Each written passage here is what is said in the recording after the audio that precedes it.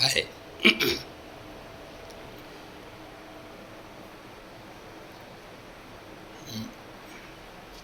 మనము ఓటు వేయడానికి ఆలోచించి ఎవరికి వేయాలి, ఎవరికి వేయకూడదు, మనము మన పిల్లల భవిష్యత్తు,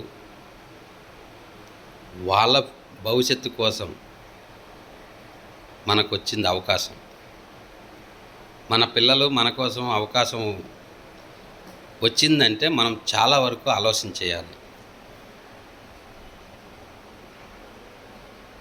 చాలా వరకు ఆలోచన చేయాలంటే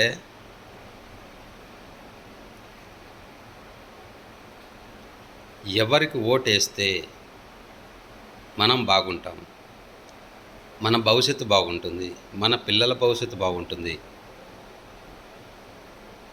అని అన్ని రకాలుగా ఆలోచించి, ఒంటరిగా వస్తే జీవితం వేస్ట్, ఇంట్లో వాళ్ళందరినీ కలుపుకొని వస్తే, బంధువులంతా కలిసి వస్తే చాలా బలం, సింగిల్గా వస్తే బలం చాలా తక్కువ. ఒంటరి జీవితం చాలా వేస్ట్. అమ్మ లేదు, అక్క లేదు, చెల్లి లేదు, తమ్ముడు లేదు, భార్య లేదు, బిడ్డ లేదు. ఆ జీవితం మనకెందుకు? అలాంటి జీవితం కాదు.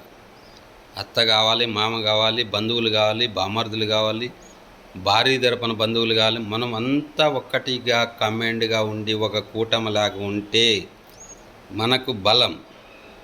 1,000 ఉంటే బలం కాదు, 5,000 కలిస్తేనే బలం. అందుకు ఆలోచించి ఓటేయండి.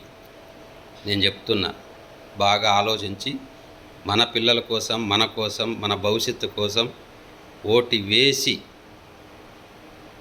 నేను ఇదే మీకు మెసేజ్ ఇవ్వడం, మన కోసం, మన పిల్లల కోసం, భవిష్యత్తు కోసం ఆలోచించి ఓటేయండి.